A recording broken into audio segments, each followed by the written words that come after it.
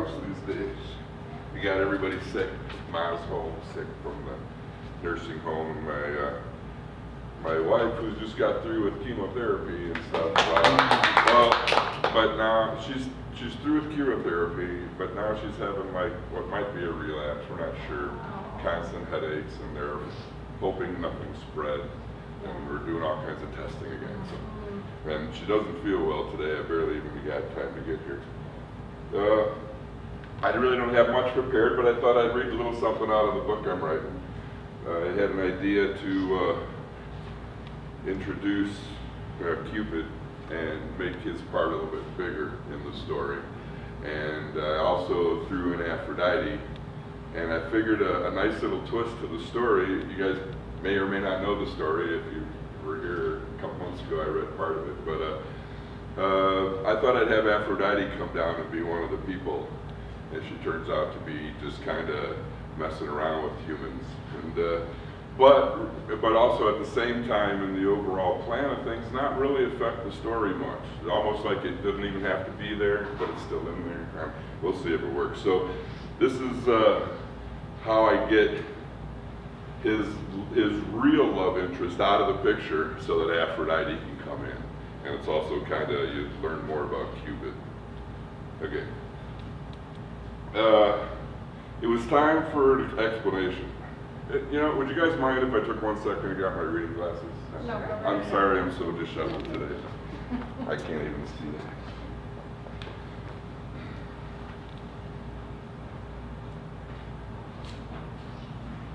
Did anybody else want to sign up while he's doing that? Or grab some more cake? A little bit more cake? That cake? I'll sign up. Awesome. So we don't have Poems? No, that's fair game. Well, I suppose.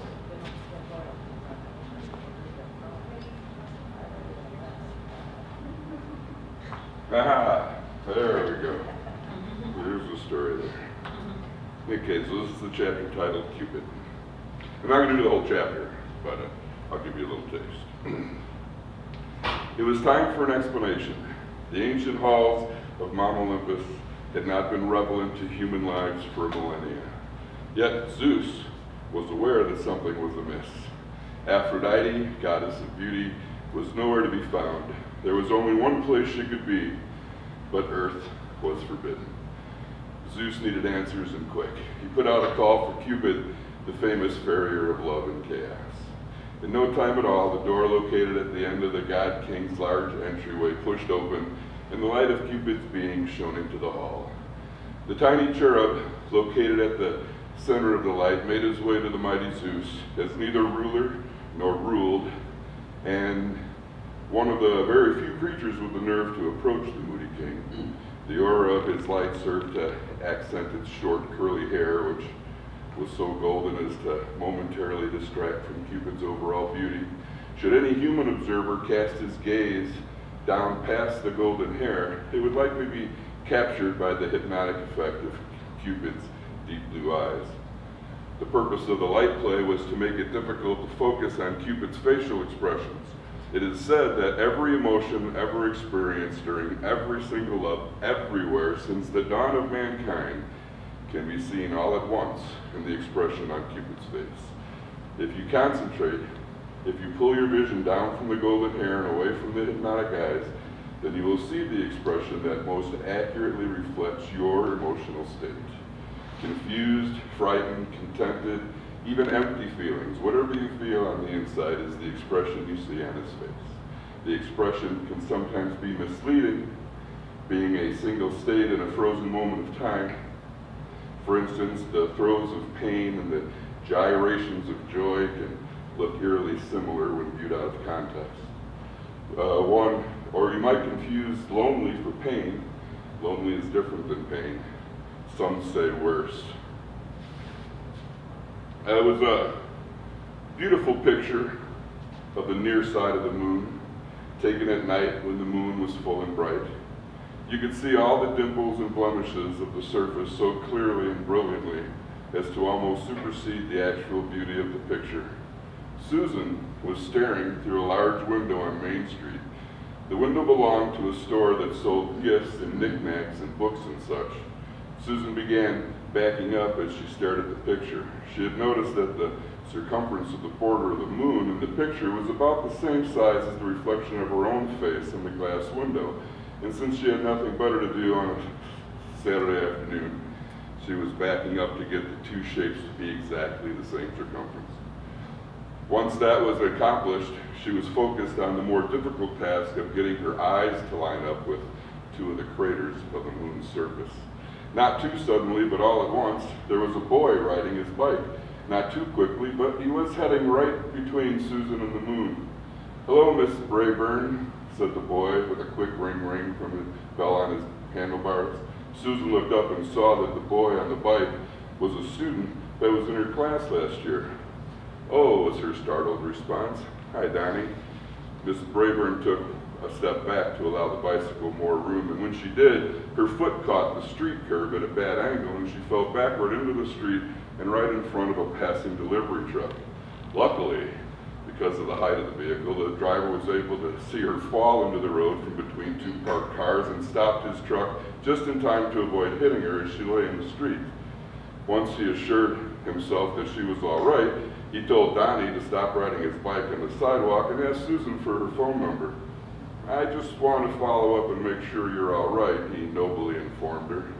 Susan was 26 years old. The delivery man was likely in his late 20s also. He was a good-looking man that seemed intelligent and caring. Susan was a good-looking woman, in the opinion of the driver. But Susan thought better of the idea of giving him her phone number. Instead, she thanked him for not killing her and went on her way. Cupid stopped short of Zeus's throne and paid the proper respect. Zeus was obviously troubled as he watched his own torment forming in Cupid's face, and when Cupid looked as troubled as Zeus felt, the king of the gods spoke. "Where is Aphrodite?" The question was simple and direct, the only way to communicate with the cherub. Zeus was again flooded with an image. Cupid's mouth was always busily contorting into one expression or the other. Therefore, the answers one received from a cherub always came in the form of visions. Cupid had already anticipated Zeus's concern and was in the process of answering Zeus with the images of Susan Brayburn on Earth. Unlike humans, Zeus could tell the difference between his own thoughts and images and those that Cupid implanted, handy talent for a god. But these images that were to be his answer would also alarm him long before the message was clear, as Zeus first would realize the danger to those on Earth. Cupid's expression was concerned. The good news was that Susan was not dangling out of the tree yet. Reginald, the town banker, was driving down the street and couldn't help but notice her shapely body. In a moment, he would be wondering why she was in the street on a stepladder with her head in a tree, but right now he was just noticing. Suddenly, yet not too hard, Reginald's car bumped into the ladder. Just as suddenly, and as foretold, Susan was now dangling from the tree, and Reginald was wondering why she was in the street. Reg, as his associates called him, bounded out of the car and rushed to Susan's aid. Susan was sitting on the pavement rubbing her left elbow. In her left hand, she held an empty bird's nest. "Oh, my Lord," he said as he rushed around the front of the car, "I hope you're all right." He reached down and helped Susan stand up. She brushed herself off as best she could with her right hand. "I don't think I'm hurt," she responded. "I bumped my elbow on a tree branch, though." She bent her arms a couple of times with the elbow to test it out. Reg purposely looked away while she was brushing herself off by watching the bird nests get jostled around. "What's so important about that nest?" he asked her, "to make you risk your life for it in the middle of the street like this?" Susan looked around and suddenly felt a little embarrassed. "I thought," she started an explanation, "well, there wasn't any traffic tonight, and I didn't think I'd be up there that long, I guess." They looked up at each other for a moment, and then Reg asked her, "But why?" "Oh," Susan perked up quickly, "for my class. We're having biology studies tomorrow, and I wanted to have something to show them about birds." "You're a teacher?" asked the currently single Reginald. "That's very interesting." Reg didn't want to say anything that might make him sound like a desperate middle-aged man. He was deciding between what grade do you teach and Are you married? So he asked, why doesn't your husband get the bird's nest for you? Actually, I'm married to my 6th grader, Susan answered him, ready for either question. I don't have any time at all for men. Reg offered to bring the ladder into her garage for her to make sure her arm was not hurt any further, but she politely declined the desperate offer and took her uninjured self indoors, while again expressing her appreciation that he did not run her over. Beating around the bush was Cupid's only method. Zeus recognized the style but didn't understand the meaning yet. Clearly this human called Susan had a part in whatever was going on. While this all seemed like fun and games, Zeus knew that her life may be in danger. At the very least, someone's life could be in danger. The days of the old gods reigning over mankind were over. The god of the people of earth would not allow any current interference. He could tolerate Cupid's mischief, though he is just as likely to stop Cupid with a thought, but he will not tolerate interference on earth from Mount Olympus. Those days are definitely over. That has been made very clear to Zeus, and Aphrodite must not interfere. And should she must very definitely not make any changes to the natural outcomes of things in the event that Cupid may simply stand thwarted. The results of Earth could be unpredictable and deadly. Cupid's expression was distraught. And I'll stop there.